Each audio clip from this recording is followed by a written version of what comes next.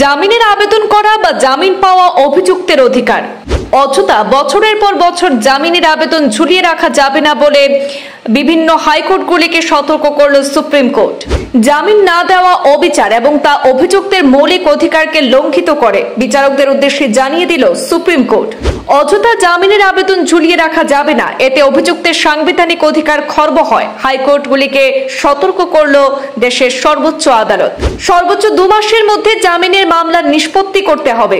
মহারাষ্ট্র হাইকোর্টে কোনো এক জামিনের আবেদন 6 বছর ঝুলিয়ে রেখে খারিজ করার ঘটনায় ভর্ৎসনা করল সুপ্রিম কোর্ট। জামিনের আবেদন বছরের পর বছর ঝুলিয়ে রেখে হয়রানির অভিযোগ আমলে নিয়ে কড়া ফরমান জারি করল দেশের সর্বোচ্চ আদালত। 2019 সালে একটি জামিনের আবেদন করা হয়েছিল বোম্বে হাইকোর্টে। শুনানি পিছুতে সেটা 2025 সালে হয়ে যায়। 6 বছর পরে উচ্চ আদালত অভিযুক্তের জামিনের আবেদন খারিজ করে দেয়। আর সেই ঘটনার পরিপ্রেক্ষিতে সুপ্রিম কোর্টে হয়রানির মামলা দায়ের হলে সেই মামলার শুনানিতে শীর্ষ আদালত জামিন এবং অন্তর্বর্তী জামিনের আবেদন শোনার জন্য সময়সীমা বেঁধে দিয়েছে। অযথা জামিনের আবেদন ঝুলিয়ে রাখা যাবে না। অপ্রয়োজনীয়ভাবে জামিন না দেওয়া অবিচার এবং তা অভিযুক্তের মৌলিক অধিকারকে লঙ্ঘিত করে বলে জানিয়েছে সুপ্রিম কোর্ট। গতকাল শুক্রবার আলোচিত মামলার প্রেক্ষিতে এমনই মন্তব্য করল সুপ্রিম কোর্ট। একই সঙ্গে দেশের সমস্ত উচ্চ আদালতকে শীর্ষ আদালত নির্দেশ দিয়েছে কোনো অভিযুক্ত জামিন পাবেন কিনা তা নির্ধারণ করতে সর্বোচ্চ 2 মাস সময় দেওয়া হবে।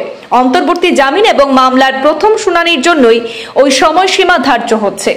সুপ্রিম কোর্টে বিচারপতি জে.বি. পারদিওয়ালা এবং বিচারপতি আর মহাদেবনের ডিভিশন বেঞ্চ মন্তব্য করেছে, দীর্ঘদিন ধরে জামিনের আবেদন ঝুলিয়ে রেখে নাগরিকের অধিকার খর্ব করা যাবে না। এই প্রেক্ষিতে বোম্বে হাইকোর্টকে নিশানা করে সুপ্রিম কোর্ট এবং সেখানে 6 বছর ধরে একটি জামিনের আর্জি বারবার মুলতবি করা হয়েছিল। শীর্ষ আদালত স্পষ্ট বলে যে ব্যক্তিগত স্বাধীনতা সম্পর্কিত আবেদনগুলি বছরের পর বছর মুলতবি রাখা যায় না। সুপ্রিম কোর্ট জানিয়ে দিচ্ছে যে জামিনের মামলা হোক বা অন্তর্বর্তী জামিনের আবেদন নির্দিষ্ট সময়ের মধ্যে সেসব শুনতে হবে, কারণ শুনানির জন্য দীর্ঘমেয়াদী অপেক্ষা কেবল ওই মামলার গতিরোধ করে না, বিচার ব্যবস্থার পক্ষেও তা হতাশাজনক। এছাড়া এভাবে সংবিধানের ধারা 14 অর্থাৎ সমতার অধিকার এবং 21 জীবন ও ব্যক্তিগত স্বাধীনতার অধিকার, এই দুটিকেই খর্ব করা যায় না। তারপরে শীর্ষ আদালত জানিয়েছে হাইকোর্টগুলি যেন জামিনের আবেদন সর্বোচ্চ 2 মাসের মধ্যে নিষ্পত্তি করেন, তবে আবেদনকারী বা মামলাকারী কোনোভাবে বিলম্ব করলে সেটা আলাদা বিষয় হিসাবে দেখা হবে বলেই জানিয়ে দিয়েছে শীর্ষ আদালত।